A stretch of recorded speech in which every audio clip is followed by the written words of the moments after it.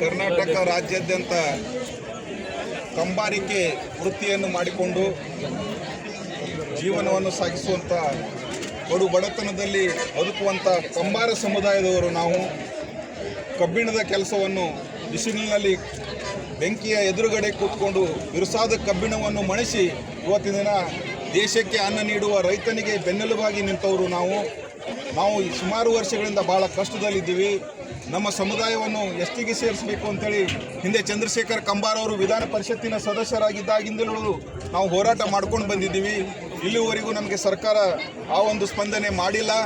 ಬಂಧುಗಳೇ, ಇವತ್ತಿನ ದಿನ ಚಾಮರಾಜನಗರ ಜಿಲ್ಲೆ ಕೊಳ್ಳೇಗಾಲ ತಾಲೂಕಲ್ಲಿ ಮತ್ತು ದಕ್ಷಿಣ ಕನ್ನಡ ಜಿಲ್ಲೆಯ ಸುಳ್ಳೆ ತಾಲೂಕಿನಲ್ಲಿ ಈ ಕಮ್ಮಾರಿಕೆ ಮಾಡುವಂಥ ಕಂಬಾರರು ನಾವು ಎಸ್ಟಿಯಲ್ಲಿದ್ದೇವೆ.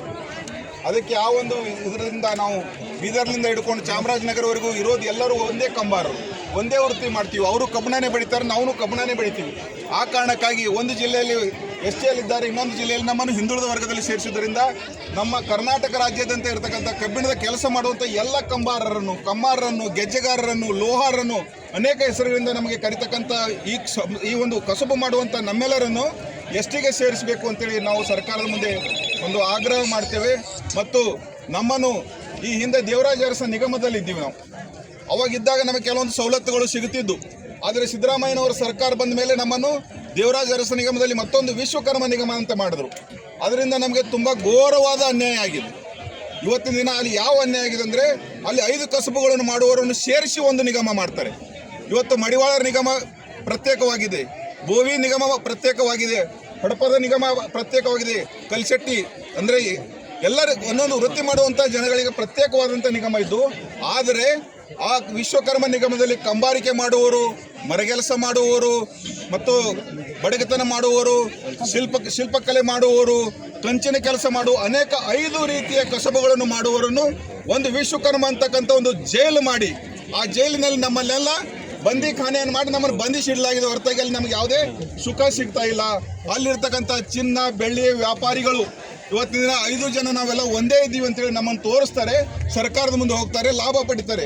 ಆದರೆ ಆ ನಿಗಮಕ್ಕೆ ಇಲ್ಲಿವರೆಗೂ ಕಬ್ಬಿಣದ ಕೆಲಸ ಮಾಡುವ ಒಬ್ಬ ಸಾಮಾನ್ಯ ವ್ಯಕ್ತಿಯನ್ನು ಅಧ್ಯಕ್ಷರನ್ನಾಗಿ ಮಾಡಿಲ್ಲ, ಒಬ್ಬ ಸಾಮಾನ್ಯ ವ್ಯಕ್ತಿಯನ್ನು ಸಹಿತ ಸದಸ್ಯರನ್ನಾಗಿ ಮಾಡಿಲ್ಲ.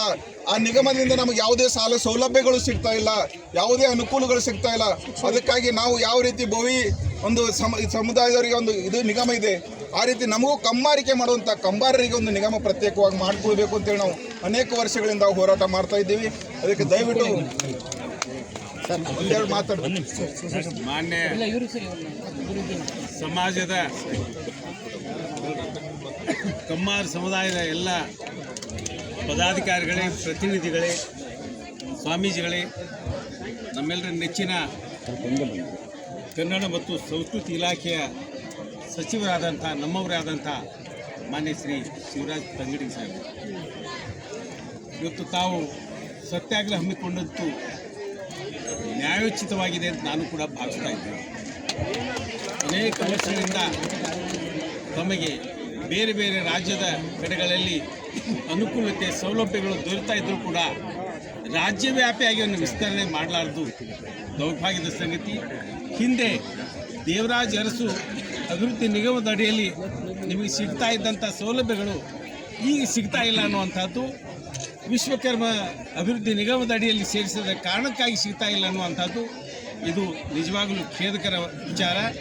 ಮಾನ್ಯ ಸಚಿವರಲ್ಲಿ ತಮ್ಮ ಪರವಾಗಿ ನಾನು ಕೂಡ ವಿನಂತಿ ಮಾಡ್ತೇನೆ, ತಮ್ಮ ಪರವಾದಂಥ ಎಲ್ಲ ಸಮುದಾಯಗಳಿಗೂ ಕೂಡ ಸರ್ಕಾರ ಅಭಿವೃದ್ಧಿ ನಿಗಮಗಳನ್ನು ಮಾಡಿ ಪ್ರತ್ಯೇಕ ಸೌಲಭ್ಯಗಳನ್ನು ಕಲ್ಪಿಸಿ ಪ್ರತ್ಯೇಕ ಅನುದಾನ ನೀಡಿ ಅವರ ಉನ್ನತಿಗಾಗಿ, ಅವರ ಅಭಿವೃದ್ಧಿಗಾಗಿ ಹಣ ಮೀಸಲಿಡುವಂಥದ್ದನ್ನು ನಾವು ನೋಡ್ತಾ ಇದ್ದೇವೆ.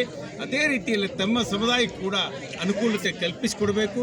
ಕಲ್ಲಯ್ಯ ಸ್ವಾಮಿಗಳ ಒಂದು ಜಯಂತಿಯನ್ನು ಕೂಡ ಮಾಡುವಂಥದ್ದಾಗಬೇಕು. ನಿಮ್ಮ ಸಮಾಜದ ಹಿರಿಯರಿಗೆ ಗೌರವಿಸಿ ಇಡೀ ರಾಜ್ಯವ್ಯಾಪಿ ನಿಮ್ಮ ಜನಸಂಖ್ಯೆ ಎಷ್ಟಿತ್ತು ಅದಕ್ಕೆ ಅನುಗುಣವಾಗಿ ಹಣವನ್ನು ಮೀಸಲಿಡುವಂತಹದ್ದು.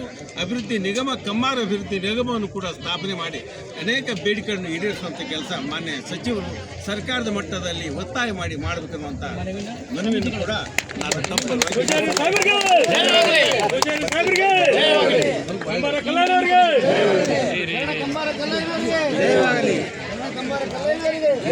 ಸರ್